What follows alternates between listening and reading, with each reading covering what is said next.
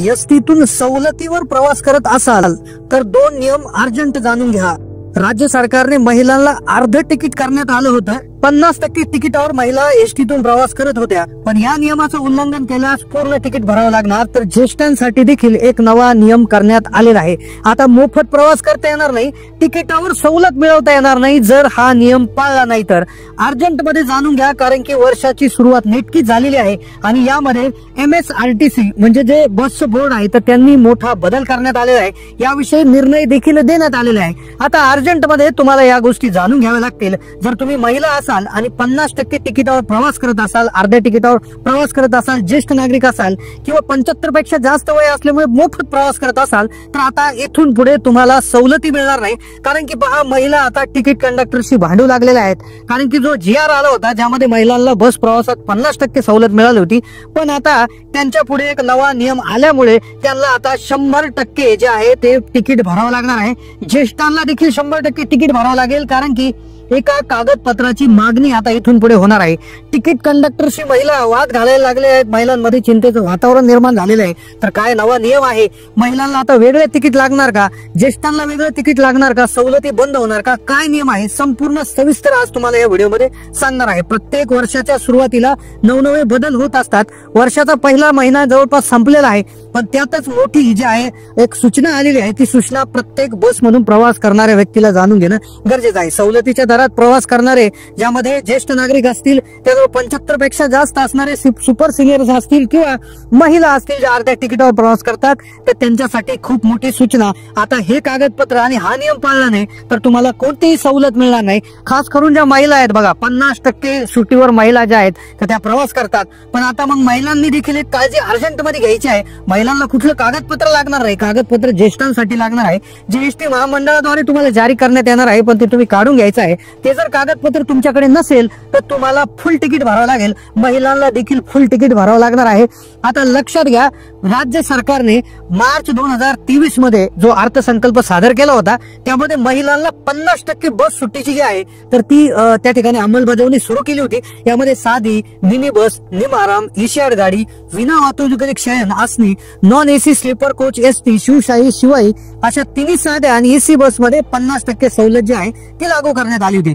पण दुसरा महत्वाचा मुद्दा, ST महामंडळामध्ये नवीन बस ज्या आहेत त्या दाखल झालेल्या आहेत। मग आता या नव्या बस दाखल झाल्या, भरपूर बसेस दाखल झाल्या। मग ज्यामध्ये आता सवलतीचा जो प्रकार आहे तो लागू राहणार की नाही यावर आता सगळ्यात महत्वाचा विषय होता। पूर्वी आपण अर्ध्या तिकिटावर राज्यभर कुठेही महिला फिरू शकत होत्या। पुणे, मुंबई, सातारा, सांगली 36 जिल्ह्यांपैकी कुठेही फिरू शकत होत्या, पण आता त्यातील 2-3 जिल्ह्यामध्ये तुम्हाला आता पूर्ण तिकीट भरावं लागणार। तर आता विशेष केसमध्ये महिलांना पूर्ण तिकीट भरावं लागणार आहे।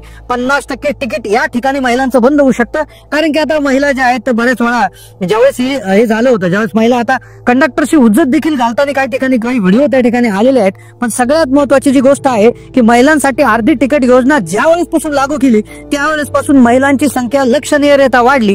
पण त्यातल्या त्यात पूर्वी काय व्हायचं, ज्या महिला होत्या, आता लक्षपूर्वक ऐका, एसटीने प्रवास करणाऱ्या महिला सध्या पर्यायी वाहनाचा वापर करतात। म्हणजे अनेक नोकरदार स्त्रिया आहेत, स्वतःची दुचाकी असेल, 4 चाकी असेल किंवा ऑटो रिक्षातून जातात किंवा कुटुंबासोबत एखादं खासगी वाहन असेल तर त्याचा वापर करतात। महिला आता एसटीतून प्रवास जे आहे सवलत मिळायला लागल्यामुळे 50% त्या आता लालपरीतून प्रवास करायला लागल्या, ज्यामुळे राज्य परिवहन मंडळाला भरपूर उत्पन्न मिळालं। पण आता नवा नियम लागू झाला आणि दुसऱ्यात काय झालं की 75 वर्षावरील ज्या व्यक्ती आहेत की जे ज्येष्ठ नागरिक आहेत तर त्यांना 100% डिस्काउंट म्हणजे मोफत जे आहे 100% मोफत प्रवास सूट ही दिली जाते। आता सगळ्यात महत्वाची गोष्ट जी आहे की ज्येष्ठ नागरिक जे आहे 75 वर्षापेक्षा जास्त जे ज्येष्ठ नागरिक आहे किंवा 65 वर्ष, आता याच्यामध्ये कॅटेगरी अशा पद्धतीत ठेवण्यात आली आहे की 75 वर जर वय असेल तो महिला असो किंवा पुरुष असो तर त्या ज्येष्ठ नागरिकांना 100% मोफत आहे, आणि 65 ते 75 मधले पुरुष असो महिला असो त्यांना 50% आहे। पण आता ह्या ज्या सुविधा आहेत किंवा या योजनांचा लाभ घ्यायचा असेल तर एक कागदपत्र तुम्हाला अर्जंट करावं लागणार आहे, अन्यथा लाभ बंद होईल। सोबत ज्या सरसकट महिला आहेत, महिलांमध्ये जर आपण बघायला गेलं तर महिला ज्या सर्व महिला आहेत तर त्यांना 50% तिकीट याच्यामध्ये असणार आहे। वयवर्षातील लहान मुलं आहेत, वय वर्ष 5 ते 12 तर यांना देखील अर्ध तिकीट त्या ठिकाणी असणार आहे. पण आता प्रॉब्लेम अशा पद्धतीने झाला आहे की राज्य सरकारने जेव्हापासून योजना सुरू केली, जेव्हापासून सवलत सुरू केली, अगदी राज्य सरकारचा महामंडळाचा खर्च 850 कोटी आहे आणि उत्पन्न 720 कोटी आहे. प्रचंड उत्पन्न देखील त्या ठिकाणी वाढलेलं आहे. दररोज 50 ते 55 लाख जे प्रवासी प्रवास करतात. पण आता नियम बदललाय. काय कागदपत्र लागणार आहे, महिलांना काय प्रॉब्लेम होणार आहे, 50% तिकीट कसं बंद होणार आहे, लक्षपूर्वक ऐका. आता काय झालंय, सगळ्यात महत्वाची गोष्ट, ज्यावेळेस ही योजना लागू करण्यात आली खास महिलांसाठी, ती त्याच्या दुसऱ्या दिवसापासून महिला तिकीट कंडक्टरशी भांडू लागल्या. 17 मार्च पासून सवलत मागच्या वर्षी देण्यात आली, GR आला, 50% सवलत मिळाली. मग आता प्रश्न इथं उरतो की सगळ्याच बसमध्ये हे मिळणार का? तर यामध्ये थोडासा नियम असा बदललाय की उदाहरणार्थ तुम्ही महाराष्ट्रात कुठे फिरू शकता 36 जिल्ह्यापैकी, मात्र राज्याबाहेर जायचं असेल तर तुम्हाला फुल तिकीट द्यावं लागेल महिलांसाठी. तुम्ही जर मुंबई पासून बेळगावला निघालात तर तुम्हाला मुंबई ते कर्नाटक बॉर्डर पर्यंत तुम्हाला फुकट 50% मिळेल, तिथून पुढे पूर्ण आकारलं जाईल. पण सगळ्यात महत्वाची गोष्ट आता बघा, महिलांना फुल तिकीट कुठे भरावं लागणार, ही सवलत शहरांमध्ये नाही. उदाहरणार्थ तुम्ही ठाणे ते पनवेल, ठाणे ते कल्याण ते ठाणे असा प्रवास केला ती योजना लागू राहणार नाही. सगळ्यात महत्वाची गोष्ट, ज्या महिला रिझर्वेशन करून जातात, आता बऱ्याच वेळा काय होतं, बसमध्ये गर्दी राहते, गर्दी असल्यामुळे आपल्याला असं वाटतं की आपण रिझर्वेशन करू, आधीच बुकिंग करून ठेवू. पण जर का तुम्ही ही बुकिंग केली, त्या महिला असो किंवा ज्येष्ठ नागरिक असो, तर त्यांना जी ही सवलत आहे ती सवलत लागू राहणार नाही. म्हणजे तुम्हाला प्रवास करताना जर तुम्ही तिकीट काढलं तर आणि तरच तुम्हाला या सेवेचा लाभ घेता येऊ शकतो. अन्यथा तुम्ही जर आरक्षण केलं तर तुम्हाला जे पैसे आहे ते पूर्णतः लागणार आहे. आता हे पैसे 50% नसून यामध्ये कॅल्क्युलेशन आहे की आता उदाहरणार्थ बघा, उदाहरणार्थ तुमचं 10 रुपये तिकीट आहे तर तुम्हाला 5 रुपये सवलत त्यामध्ये मिळते. म्हणजे तुमचं तिकीट 5 नाही तर तुमच्याकडून 2 रुपये कर घेतला जातो. म्हणजे एका दृष्टीने 10 रुपयाच्या तिकिटासाठी तुम्हाला 70% रक्कम म्हणजे 7 रुपये त्या ठिकाणी मोजावी लागते. 36 जिल्ह्यात कुठेही भरू शकता. आता दुसरी गोष्ट, जे 65 वर्षावरील जे व्यक्ती आहेत, जे ज्येष्ठ नागरिक आहे, तर त्यांच्यासाठी एक सूचना जी आहे ते नवीन पद्धतीने देण्यात आली आहे. ती सूचना म्हणजे काय की काय झालं, पूर्वी असं लक्षात आलं की जे काही प्रवासी आहेत ते योजनेचा लाभ घेण्यासाठी खोटे कागदपत्र तयार करणार. म्हणजे खोटं आधार कार्ड असेल किंवा खोटं रेशन कार्ड असेल किंवा खोटं मतदान कार्ड असेल, तर असे खोटे कागदपत्र तयार करून अर्ध्या तिकिटावर प्रवास करत असल्याचं दिसून आलं. त्यामुळे महाराष्ट्र सरकारनं एक नवीन स्मार्ट कार्ड योजना लॉन्च केली. आता ही योजना खूप दिवसापासून सुरू झाली होती, पण मध्यंतरी ही सुविधा बंद झाली, पण पुन्हा सुरू करण्याचं निश्चित करण्यात आलंय. यामुळे लाभार्थ्यांना लवकरात लवकर हे स्मार्ट कार्ड काढण्याचं आवाहन केलं जात आहे. हे स्मार्ट कार्ड फक्त ज्येष्ठ नागरिकांनाच काढता येणार आहे.